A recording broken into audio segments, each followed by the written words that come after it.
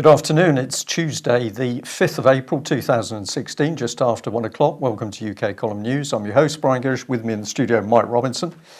We also have another guest off camera at the moment, Justin Walker from the British Constitution Group. He's sitting in to see how things are done.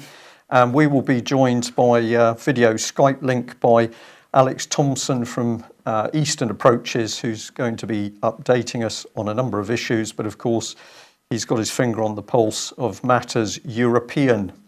Well, before we do that, the weather has clearly been Europeanized, actually, Mike, because unusually there's the same weather in Holland as Glasgow, and that's a bit on the grey and slightly warm side. So that's been standardized. Meanwhile, Plymouth and a lot of other places, including Rhondda, have got some sunshine. So that's all good news. Good news. And it's nearly as good as our human rights record. Possibly. Well, this is the Foreign Affairs Select Committee who have been criticising the government for creating a perception that human rights are not a priority for the government. And Crispin Blunt MP, the Tory chairman of the committee, said the actions and words of ministers in the Foreign Office have undermined the excellent human rights work carried out by the department. This needs to be remedied. And they went on to criticise the relationship that we seem to have with Saudi Arabia and Egypt, and also suggesting that we're doing things to appease China as well. We'll come on to that maybe a little bit later. What did Philip Hammond have to say? I do not recognise this characterisation of our human rights work. Improving human rights is a core function of the Foreign Office and is the responsibility of every British diplomat around the world. So there you go. Alex, do you recognise that? I think that the Foreign Office has got a long way to go before it really understands rights, even in the European definition, and a very long way before they understand God-given rights in the British Constitution. I remember, it'll been 11 years or so now, I was in the Foreign Office when Straw launched his, then I think it was new, it was the second year ever he'd done it, the FCO's annual Human Rights Report, a kind of US State Department style, here is the world according to Britain. And so that would have been the first or second time that was done in 2004 or 5. And I flicked through that report, and for most of the countries I could find factual errors in the rubric about prisoners who had already been released and were in the book as not yet having been released, or vice versa. So FCO human rights is a box-ticking exercise, I'm afraid. It's done by a few desk staff who get reports in about abuses abroad and shove the stuff forward to the people who write the annual human rights report, and the rubric can be easily a year or two out of date. At least that was my experience when I was in the beast itself. I think all I'd just add on that, if I may, is that it seems to me these people are simply living their own reality at the moment. Do they know what human rights really are? I don't think so. Something going on though with the Tories here, because apparently Ian Duncan Smith has been crying. And we okay? I'm just staggered that he's been crying. Indeed. Should we bring him on screen? Oh, sorry. I had the wrong. Let's get the man on screen. Here he is. Yeah, Ian Duncan Smith has been weeping, apparently, about the plight of a single mother. And this is an interview going on as a part of a BBC Two documentary. And he got very emotional when this 19-year-old girl basically said, well, I've got no future. And he began to think of his own daughter, and then he slowly started to weep. Now, I'm interested in this because what's going on here, is this actually crocodile tears, or is this a near breakdown from implementing policy which he knows are totally inhuman and wrong? I'm going to leave it in the middle of that because we're not too sure. But what I found fascinating is this: the BBC is going to have a look at sort of the Victorian view on what's going on at the moment, and they think that Ian Hislop is the man to be looking at poverty. I'm not sure he's ever been near poverty, but what an interesting mix. And before I just bring Alex in, perhaps we could contrast it with this. I haven't been able to speak to this young couple yet, but just a horrific case of social services in Southampton taking a 5-day-old baby from his mother, and the distress and I'm lost for words, really. Alex, what was the excuse this time? Well, the excuse is really that mum didn't open the door to the midwives. She's Portuguese. She didn't know the procedure in UK. She'd been through a tough time in the hospital. There'd been lots of people milling around. She gets a knock on the door at home, doesn't want to answer it, and the next minute the world explodes, and baby is taken away, 5-day-old baby taken away. So this is human rights in David Cameron's Britain in 2016, and now, of course, we know it doesn't matter if the child is not a British child. The British state can simply take any child it wants. Quite remarkable. Alex, this is incredibly distressing stuff, but it is worthy of Nazi Germany. Well, not just worthy of Nazi Germany, it was planned by Nazi Germany. And I know we're going to get the usual slap and so on for saying that, but it was in detail. And then it went to the United States and Canada and Sweden and Scotland, and then into the British system generally. And this is all traceable through the latter half of the 20th century. I noticed that it's a nationally mixed couple in Southampton that have had their child stolen from them. Social services in Britain have a preference for going for couples, one half of whom at least is an EU citizen other than British, because they don't know the system. They can plead cultural ignorance or whatever. Just one glance at that picture of the couple who I haven't heard of before shows me that, sorry to put them in a box straight away, but they look to me like upper middle class, almost hipster types. So you could never pin a charge of neglect on them, quite the opposite probably. You probably have to pin a charge of fussy parenting on such good looking parents. Portuguese and other Catholic parents are attacked for their conscientiousness. It's getting to the level where the continental, certainly in Eastern Europe and the Mediterranean now, are saying, don't go and marry a Brit or shack up with a Brit and live in Britain and bring up a child there, because it'll be stolen from you. And, in the first chapter of the biblical book of Amos, the Israelite prophet, it talks about the wicked nations that will be judged by God because they have ripped open pregnant women. Well, that's what Britain does now, isn't it? There was an Italian lady in Essex, if I'm not wrong, who had people watching around her bed waiting for her to give birth, I think even by caesarean section, so it's a very close comparison, so that the child could be stolen from her before she was sent back to Italy. And she was just a temporary visitor. She wasn't even a resident in Britain. Well, you've summed that up very nicely, of course, and we'll just say to viewers and listeners who are saying, what can we do? It wasn't social services that took the baby away, it was real people. And of course, they're able to do that by the fact that other real people make the decisions. So in our view, we need to be focusing on the local councillors, the leader of the local authority, the leader of child services. Who are those people? What are their backgrounds? This is their doing, and they need to be held accountable. But there's more coming, because this is an article from the Mail here warning that we've now got teachers calling for gender-neutral toilets, which is going to help transgender pupils feel more comfortable. No, that's not what it's going to do. What it's going to do is attack the minds of children who are already trying to get used to their own personality. And the other lie in this article is it teachers calling for this, or is this an idea being floated in from other places? And if you're not convinced of the dangers in that article, well, let's go to Nicola Sturgeon north of the border, because she's going to make Scotland a leader in gender recognition laws. And note the terminology for non-binary gender recognition. Have you got that, Mike? Yeah. Just in case we don't know the difference between men and women, it's now into non-binary gender recognition. And here's the wording: the commitment to change gender recognition law, which would make Scotland only the third country in Europe after Malta and Denmark to recognise people who identify as neither male nor female, but have been the number one legislative priority for LGBTI equality groups at the Holyrood election. So we can see very clearly what's coming in. This is the same Nicola Sturgeon who lied over the named person scheme, that the state was indeed taking power away from the parents. She said the opposite.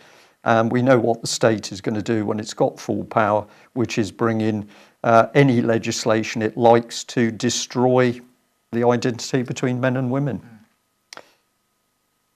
I'll pause there, Mike, because Let's less just said the move better, on. probably, on that subject. Right, Alex, what is going on? This is the Dutch public broadcaster, is it? Yes. And of course, we're talking about the Panama Papers here.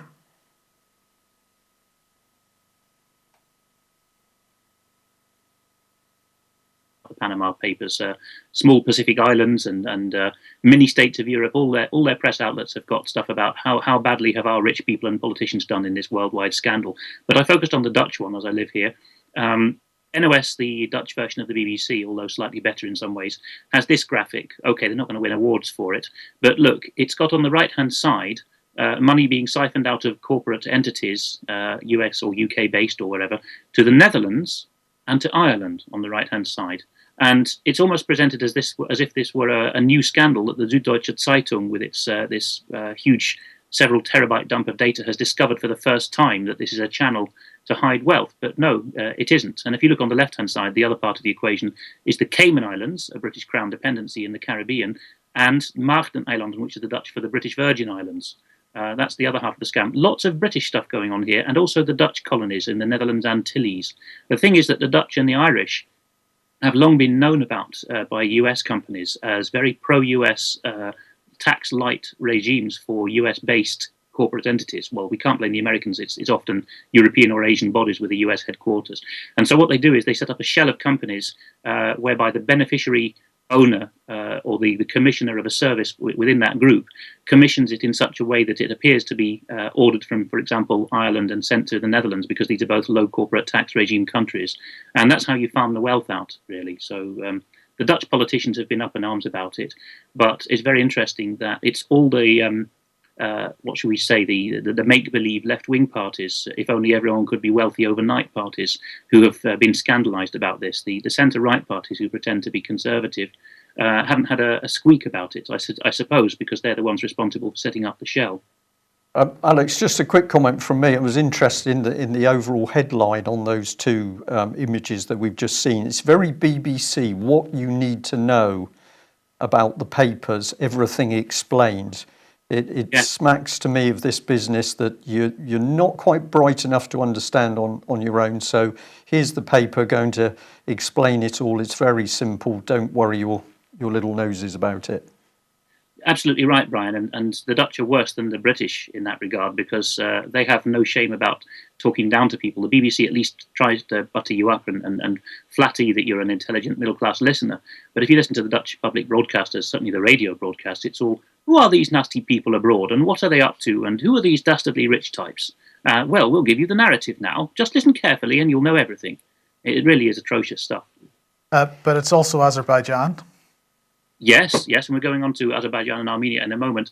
But everyone's, I think, becoming aware of the despotism in that part of the world now, Central Asia and the Caucasus, because their big brother, the Prime Minister of Turkey, Recep Tayyip Erdogan, has become a household name now. Certainly people who are awake are aware that he and his visceral hatred of the Russians and his brown nosing of the US military industrial complex, that's become public common knowledge now. But Aliyev, the president of Azerbaijan, and oil plutocracy, is much less well known except by specialists. And here in the leaks that have come out with the Panama Papers, we see that he has actually got off to a real fine art, the clannish way of doing business. You get to be the leader of a country because you're beneficial to oil interests, and you siphon off the wealth so that this part of the clan does that part of the business, and that part of the clan does this part of the business. And insiders knew this for years, but now it's splurged all over the place, exactly how these mini-states work. So you've got one client family in charge, and all the wealth in the country is farmed out, basically. Well, this is one of the key points, isn't it, Alex? Because, of course, there's nothing new in this, and you wanted to highlight this book, although it's in Dutch, I suppose. But it's quite a few years old. It is. Almost as soon as I moved to the Netherlands, which was 2009, I started seeing this in the bookshops, and all the usual suspects, really, the socialist-minded Dutch, have already been talking about this for years, that their Dutch Antilles colonies are used by Dutch and other companies to siphon money offshore. And it's also well known that Asian and American companies that want a European headquarters, they choose Benelux for geographic centrality and good services. And they often just hire, well, I saw it, it was right next door to my office when I had my last in-house office job. They set up the shell headquarters of a European company in a rundown office block in a Dutch equivalent of Milton Keynes, basically just a postal address, with 1 or 2 staff from the national headquarters sent out to keep up the pretense, and all that money is sent abroad. That's well known, and so there's nothing new about these Panama Papers revelations except the scale of them and the question, of course, of who is leaking and what are they not shouting about. I see, for example, that the British media companies really very much the right-on modern ones like The Guardian and the Huffington Post have had their fingers burned in this because they're seen to, while they pay their own journalists a pittance and use placement and students people for a lot of their journalism now and online generated content, their owners are getting, they're raking it in, and all that money is being held offshore again. Well, we'll talk a little bit about that in a moment. Now, the BBC, of course, is at it again because Panorama broadcast its documentary about the Panama Papers last night. Now, not even the BBC with its budget could pull together a full episode of Panorama within 24 hours. So if there's any evidence needed that this story is being managed, I think that's clear enough. But applause, I think, has to go to Craig Murray here because he is absolutely tearing strips off the Panorama team for how they're managing this story. His headline is "Disgraceful BBC Panorama Propaganda Hides Grim Truth About Britain." And you've hinted about this already, Alex. He's saying Richard Bilton of the BBC Today exposed himself as the most corrupt and bankrupt of state media shills while pretending to be fronting an expose of corruption.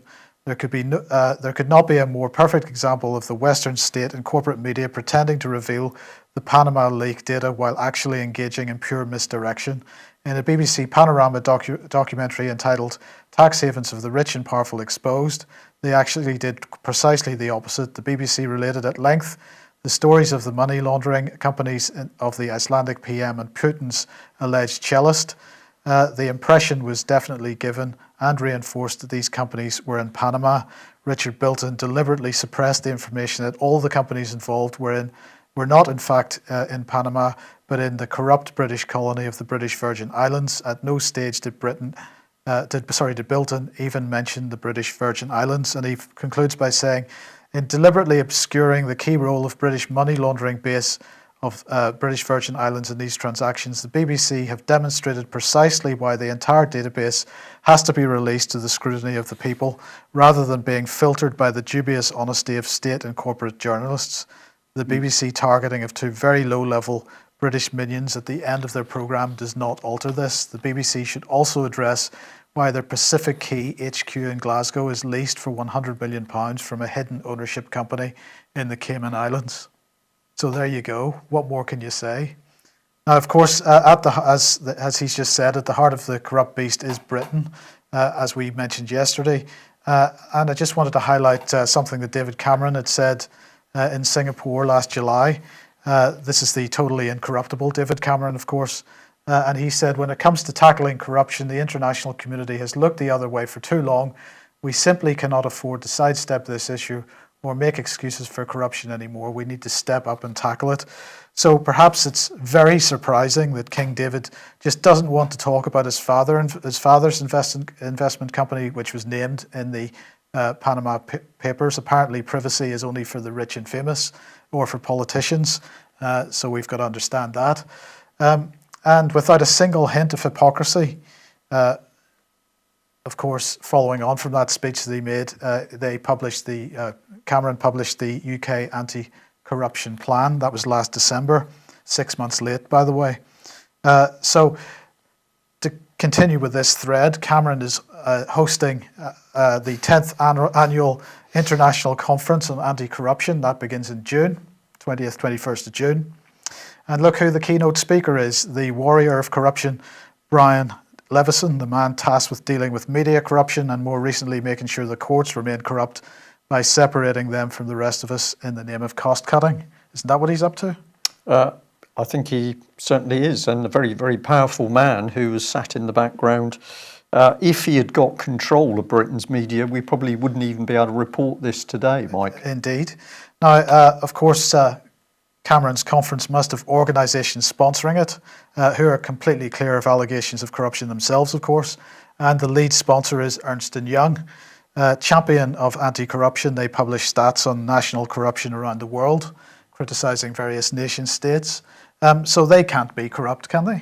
Well, I'm going to say I hope they're not, because at the moment they're, of course, an important witness in court in the Heather Capital, where it would appear members of the senior members of the Scottish Society have been possibly involved in corruption with Heather Capital. Right. Well, that's a shame, because they had to pay $10 million settlement to deal with allegations that they helped Lehman Brothers cover up its financial situation by removing billions of dollars of securities from its balance sheet. And we know how well that ended. And then in 2011, more allegations of corruption from a dismissed partner. And last year, more allegations, this time relating to bribery in Mexico. So this is the perfect organisation to be sponsoring the anti-corruption conference, isn't it? But Alex, it's in the media as well, as you mentioned. And The Guardian there, the one that is highlighted by Guido Fawkes. Yes, I like the cartoon there. It very much should be called the Cayman Papers or the BVI Papers, because that's where the rot is. I mean, I've seen display boards going back, 10, 15 years, perhaps 20, because I was still at school while I saw some of them, where the Cayman Islands, as a whole colony, would advertise themselves to the great and good. As I was at public school in Cambridge, I moved in that kind of circle. And the text all over the boards was, there is no truth in the rumours that the Cayman Islands are all about money laundering. We have very strict schemes in place. The same with Guernsey, Jersey, the Isle of Man, who are very much hoping they don't get into the limelight, because they're in this all over the place as well. And it's the usual scenario. It's London Scottish bankers, I'm afraid, who go out to these places or run the stuff from London or Edinburgh, who are behind it all. It's very convenient for us if we can point a finger at the Panamanians or the Dutch or the Irish. Well, indeed, and let's not forget that, of course, every hedge fund that is based in the UK has a Cayman Islands section, so that they can sort of pretend to be regulated by the Financial Conduct Authority, but in fact continue their activities offshore. Sorry, Mark, I'm sitting here with a smile on my face, really, because what we're actually looking at is total and utter corruption, yes, which is flooding out of the City of London. Our politicians, of course, have been totally caught up in bed with this lot. This is what the child abuse and the blackmail is about, and we're now starting to get a glimpse of this. And I've got to say, what a disgusting country Britain is in 2016. I think back to my 21 years of saluting the flag in order to acknowledge the status of Britain in the world. We're now seeing the utter filth which has been driving this country. Right, well, let's just get back to the media for a second, because the ICIJ is the organisation which is, as we mentioned yesterday, tasked with managing this story. So let's have a look at who they're linked to. And these are all the newspapers that they have affiliations with. And of course, The Guardian is the main UK newspaper that they're affiliated to. So hardly surprising that The Guardian was the one that Guido Fawkes chose to highlight on his page. But I also noticed the Sunday Times is mentioned twice there for some reason. Well, and Panorama as well there. BBC, including flagship programme Panorama. Excellent. So there you go. What more can we say? Any final thoughts on that, Alex? I just see that the Dutch partner is Trouw, which is the paper which started as the resistance paper during the war, the bottom line there. It's become a kind of church paper of the Protestant kind, but it started off as the Allied invading forces spokesman, really, while the Nazis were being beaten back. So it's taken quite an odyssey in its history. And if you look at the individual titles there in slower time, certainly if you look, like me, if you follow the foreign news and know something about each title, it's interesting. Most of the proprietors of most of these papers have a history of some kind of collusion with, I have to choose my words carefully here, the nastier parts of the occupying authorities that the Americans and British sent into the world after the Second World War. The same kinds of people who set up the German post-war corporate law system so that basically America would have a stranglehold and no foreign owners would get any say in West German companies. So all these complicated tax schemes go back to that level. And if you want to look up the Cameron involvement, Cameron is the heir to Blair, right? Well, conveniently, Cameron's father's company was called Blairmore Holdings. This is just off the top of my head. I think I'm right in saying it. One word. And that's named after a Highlands house where the Camerons used to holiday or live or something. So if you look up Blairmore Holdings as one word, M-O-R-E on the end, and particularly if you search that in combination with Gordon Bowden, B-O-W-D-E-N, you will see a heck of a lot of detail about how the Camerons got into this wheeze before anyone else. And that's why he's head honcho now, is Cameron. Why he leapfrogged the more talented Boris Johnson is because Cameron had got onto this super good wheeze of inflating dubious money in Panama and the Cayman Islands before anyone else had. So it's basically a public school prank run out of control. Okay, let's move on then. What's going on in Nagorno-Karabakh? Yes, look at the title there, cui bono, the Latin phrase for to whom is the benefit, or for whom is this a benefit? David Scott always says very accurately that if you want to know what's going on in politics, you ask two questions, or you follow two trails, follow the money and follow the ideology. And I would add two more classic questions if you want to understand what's happening in a dodgy situation in the world. Cui bono, who is benefiting, and in Lenin's own phrase, the Russian question, kto komu, who's doing what to whom, who is shafting whom. So those are the two questions to ask about this war, which nobody's noticed has flared up in Nagorno-Karabakh between Armenia and Azerbaijan in the last week. Ostensibly, this is Europe, right? But nobody cares. I mean, Nagorno-Karabakh might say something to some people because 20 years ago, it was kind of afterthought in people's mind. It was on the news peripherally in the same way as Bosnia was. But in the last week, if you put the map on screen, this is quite a detailed local map, but this is basically between Turkey, Russia, and Iran, right in the highlands in the middle between the three. These three ex-Soviet republics, Georgia, Armenia, and Azerbaijan. That's Armenia in yellow, and in orange is a zone which it's occupied because it's ethnic Armenian within what's internationally recognized as Azerbaijan. Now, I could get into lots of detail here, but basically Armenia is a Russian ally and has kept out of NATO. And if you look at that second article, particularly the Fort Russ one with the title Encirclement of Russia, that is the best analysis I've found so far. Armenia very, very recently was asked, will you finally relent and do some cooperation with NATO? And they said, no, we're quite happy being in the Russian-led Collective Security Treaty Organization, thank you, and we don't need any external partners for our support. And NATO now, or certain elements in the US, in the Pentagon, are absolutely desperate to have forward operating bases, FOBs, encircling Russia. And we've talked about the Baltic ones in the past week. There's already a strong US presence in Georgia and Azerbaijan, the oil exporting country, and it's stooge, basically. But Armenia is poor and self-sufficient and proud, and it will not accept this kind of aid. And so this frozen conflict from 20 years ago has been poked up overnight into basically a conflagration. Nobody seems to have noticed, but what it's about is the destruction, really, of the last Russian ally in the region. So poked up overnight. Who has the ability to do that? Well, this is a question. I mean, when we saw Aliyev's equivalent in Georgia, Michael Saakashvili, who's now gone off to Ukraine, when he was president of Georgia, a quick phone call or two from a dodgy internationalist in America or Europe was enough to stir him up to say, go and attack the South Ossetian civilians. That's the same with Aliyev, really. He's totally in hock to his Western backers. He's secretly very unpopular with the Azeris. I know what I'm talking about. I was arrested by the Azeri KGB for being where I shouldn't, looking around, although I was only on a holiday that time. So I can speak from experience, it's a very, very nasty regime, Azerbaijan.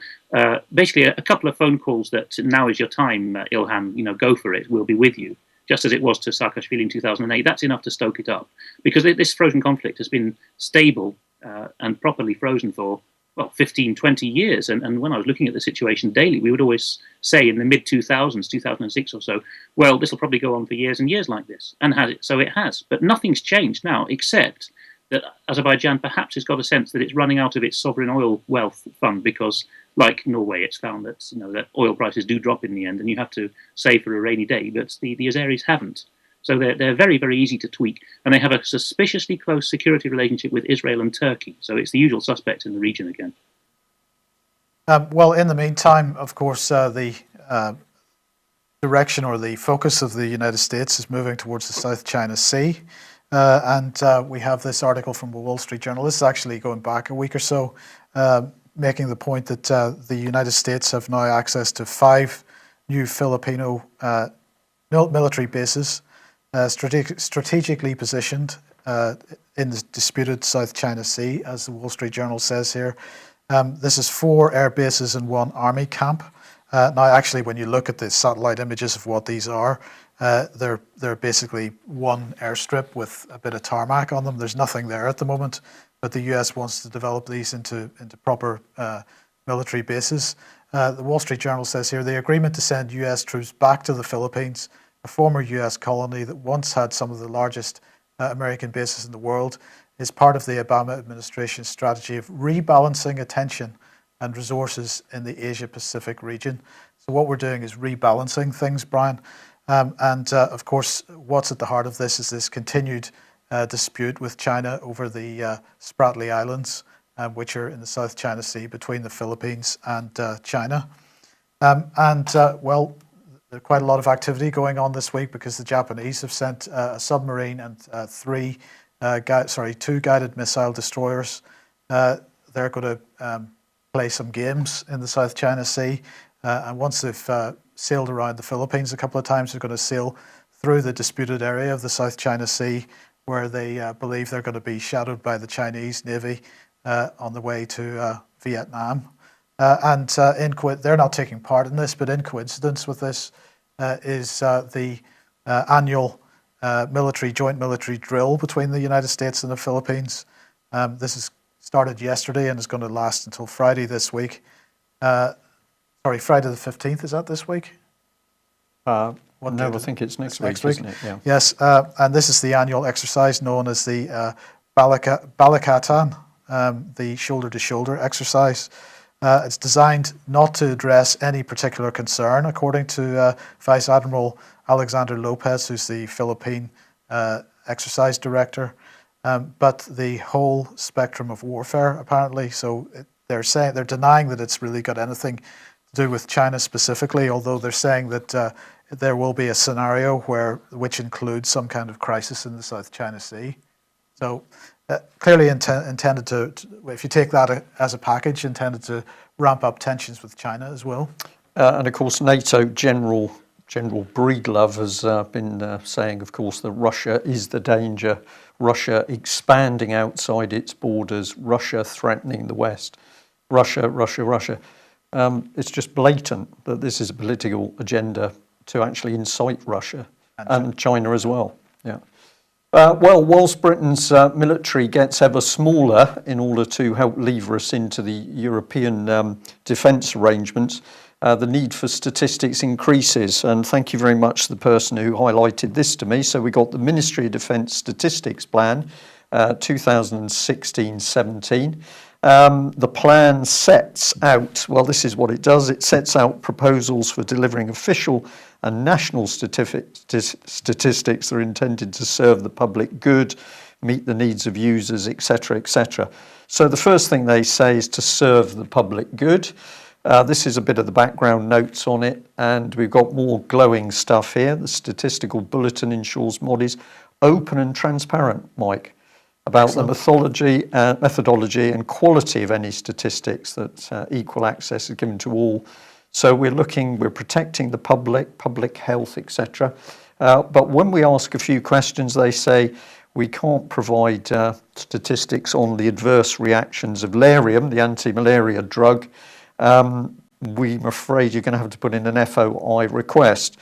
Well, buried in the document is this, that 17,368 personnel have been given the anti-malarial drug Lariam since April 2007. But amongst all these statistics is not a single number of how many people have suffered disastrous adverse effects. And just to clarify, mefloquine is Lariam? Yeah, it is Lariam, yeah. So there we are. We've got British Armed Forces shrinking. We've got Armed Forces abandoned on the streets, retired vets abandoned on the streets. And of course, the effects of improper administration of drugs has also been taking its toll. What else is going on? We warned some time ago about the arrogance of senior British military officers who say they they can't quite grasp the concept that the European Union has been taking over the British military piece by piece. We exposed a lot of this in our article on the Franco-British Council, based around their annual report 2010. But these very senior officers, they just can't grasp it, Mike, apparently. Well, it gets quite interesting because let's jump across to this. We've discovered that the Vote Leave campaign is absolutely terrified of being given information about this European subversion of Britain's military. So you would have thought the Vote Leave campaign would have said, this is fantastic information. We'd like to talk to the generals and the admirals who've got deep concerns about where we're going with the military and Europe. But they got their knickers in a twist. And this gentleman in particular, MP Steve Baker, got very agitated in a phone call, we understand, where he said that Vote Leave was simply not interested in any evidence as to what the EU is up to in a military sense. Now, this is interesting because he's a former RAF engineer himself. He did 10 years with the RAF, but he's very squeamish, apparently, about discussing military things. So we did a little bit of research, and it gets even more bizarre because on his website, he boasts well, what does he boast about? He boasts that he was central to determining the strategy for the critical functioning of maintaining and controlling the risk associated with many billions of dollars of assets under management by Lehman Brothers. Well, is this something to do with the billions of dollars of assets that Ernst & Young were trying to take off the Lehman Brothers balance sheet, perhaps? Well, one wonders. So he ended his job with Lehman Brothers in 2008, which is not surprising because in 2008 they announced that actually they were bankrupt. But here's a British MP boasting on his website that he was the man central to their risk strategy policy. So what he do I say? Clearly has an understanding of risk then, doesn't he? Certainly does, yeah. Alex, the IRA. Yes, those who've been in Britain long enough will remember that Gerry Adams famously said to someone who called out in a crowd, bring back the IRA. He said, they haven't gone away, you know. And in a sense, the whole of the Troubles hasn't gone away, you know. And we in Britain do a particularly bad job of remembering and drawing lessons about people's motives out of the whole Northern Ireland Troubles. Here's a good example. Now, in 1992, anyone in Northern Ireland will remember this. There was the T-Band Crossroads bombing where a whole Ford Transit van full of contractors on its way back from working on an army base was attacked with a huge bomb on a crossroads detonated by wire, I think. And this is 1992, and there's a memorial up to the victims there. They were all Protestants, so it was also the character of a sectarian attack. And it was done by the most vicious and questionably funded of the IRA's units, which was the East Tyrone Brigade. There's a lot of questions to ask about who was behind them. And here, for the second time in a very short space of weeks, someone has chucked white paint over the memorial to the victims. Now, there's a difference, to some people, there's a difference morally between some Troubles victims and others, right? Some are called by one side or other complicit, or they deserve their death. I think that's disgusting talk, but it does happen. But in this case, you've got men who were all Protestants, so a sectarian attack, doing a day's job of work, and a memorial to their name has been effaced twice. Now, you've got to ask, what happened to the East Tyrone Brigade of the IRA? Who was behind them? And where is this animus coming from that they're still trying to eradicate any memorial to what these men did? I think it points very much to, so many other things do in Northern Ireland news, to the fact that the Troubles was engineered, and certainly we haven't heard the last of it yet. I couldn't agree more with that, Alex. I couldn't agree more.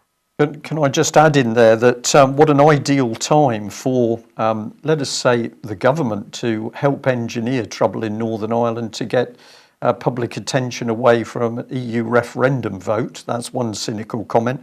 On a more positive note, and I'll say allegedly there have been some very interesting social gatherings between people who've been all sides of the divide over the last few months. They've come together to discuss such subjects as the Constitution and common law. And it appears that part of that discussion was that all of them recognised they had been duped in some way in order to promote conflict amongst them. So under the surface, I think there is a waking up of all sides, and long may it continue. Indeed. So what's Simon Schama been up to? Yes, well, if you go, and if you're listening in the audio, what you need to do is to look on the Spectator website or through a search engine for the title, which is No Simon Schama, S-C-H-A-M-A, People Worried About Gang Rape and FGM Are Not Obsessed with Sex. But it might sound like a bit of a rabble-rousing title, but it was Simon Schama who brought these topics up. There was a debate in Canada the other day about unlimited immigration. And those pleading for unlimited immigration were this delightful official TV historian, Simon Schama. You remember him from the early years of the Blair Project, who presented a kind of revisionist view of British history? Absolutely. Now that's him. And alongside him was a Canadian human rights lady who's been in various high positions in the UN. And at the beginning of this embedded clip, which you'll see in the page, it's only 6 minutes long, she is pontificating most sanctimoniously about the motives of the unlimited tide of humans coming into Europe. And so she and Schama are on the yes side. Now, campaigning for limitations on immigration on the other side are Nigel Farage, who is passive during this clip, and his teammate, Mark Steyn, S-T-E-Y-N, a Briton who has lived or worked in Canada, America, and Australia. Very, very knowledgeable commentator. Maybe not everyone's cup of tea, but very, very bold, basically. And he overturned Canadian legislation against free speech single-handedly with his publisher in Canada. So in this clip, Schama, he seems to think it's still Blair's year zero, basically, that he can get away with anything and that he's adulated by the whole world and by all right-thinking people. So he leans over the debating podium and says, these two chaps over here, they can't be getting enough. They seem obsessed with sex. And that takes about 2 minutes in the middle of this 6-minute clip. And then Steyn explodes in response and says, well, I'm glad you managed to get a laugh out of the rape of children, Simon. It isn't funny. And this hardcore liberal progressive crowd in Toronto, I think it is, erupts in applause. Okay. What more can you say? People are thinking. Yes. And then just before we move to the book spot, the final article for today, you wanted to mention Brussels and what a mess it is. Yes, well, Brussels is certainly a mess, and there was a memorial last weekend to the victims of the Brussels airport bombing. And here it's descended into chaos because a large bunch of hooligans, again, engineered by whom, were permitted by whom to proceed into central Brussels from a Flemish-speaking suburb called Vilvoorde, where they wrought havoc during the silence. And now the mayor of Brussels, a francophone socialist, is saying in this title here, he's being interviewed in Flemish, nonsense, I'm not offending the Flemings, because the mayor of Brussels basically blamed all these Flemish troublemakers. And you can see here that the Belgium is so dysfunctional. Remember that Brussels, of course, is the capital of the EU. It's so dysfunctional it hardly works. You've got a mayor of Brussels and 19 sub-mayors, basically. And this mayor of Brussels has nothing to do with Flanders or Wallonia. He's completely neutral, independent, basically. And he is blaming the Flemish for having sent these troublemakers in. And the interior minister of the whole of Belgium, the federal interior minister, is a Fleming. And he has responded by saying, well, the guy's talking nonsense. So a total breakdown of trust, with one calling the other a liar and the other calling the first someone I can't have any trust in anymore. This is what's coming to us because these mayors in the Belgian system and in the French and Dutch system as well, basically they are the police chiefs. They are at the core of this is the mayor is being blamed for having allowed these thugs to enter central Brussels. And why is that a point? Well, because in the continental model, certainly the Franco-Belgian model, the mayor can actually decide to stop protesters. He can command the police, take over from the commander of the local police unit and say, you will stop this protest from happening. And that, of course, is what we're being given now in the Northern Powerhouse model and in the Mayor of London model, with Boris Johnson insisting on the ordering of these water cannons. Absolutely. Well, look, we're just about out of time, Alex, so we're going to end with your book spot. But before I put it on screen, I just want to issue a health warning to anybody with a weak disposition. Here we go. Tell us all about it. There we are. He looks all skin and bones now, doesn't he? A bestseller already within 1 month of its release. Tom Bauer is perhaps the best investigative journalist in the country at the moment. He's already done exposés on Branson, for example, the man behind the mask. And here he is with his spring 2016 book, Tony Blair, The Tragedy of Power, Broken Vows. And there we are. the blurb is all about what went wrong, such promise. It's a real page turner. He has got some brilliant sources, jaded civil servants who give chapter and verse on what happened, starting on that first morning in May 1997 when they romped into power. Well, that's the whole point. They weren't supposed to be in power; they're supposed to be in office, but they regarded themselves as having taken over power. And Blair is really hoist by his own petard here. There is so much detail here. And okay, it's 20 years next year since Blair's revolution, so you might think, well, time's ticking on. But this is continually relevant because Blair's mindset, which is, I have the right to rule, the rest of them don't know what's good for them, is very much with us to this day. So read, mark, learn, and inwardly digest. Thank you very much for that. Excellent. Well, as always, thank you to Alex for joining us and viewers and listeners. Also, tomorrow we are expecting Robert Green to be with us, which will be excellent. We'll be able to cover some of the ground to do with, of course, Holly Gregg case and Robert's experiences with corruption north of the border. Thank you all for joining us. Thank you for our support. And if you haven't yet done it, please take out a subscription to help us do what we do. We'll be back same time tomorrow. Bye-bye. All right.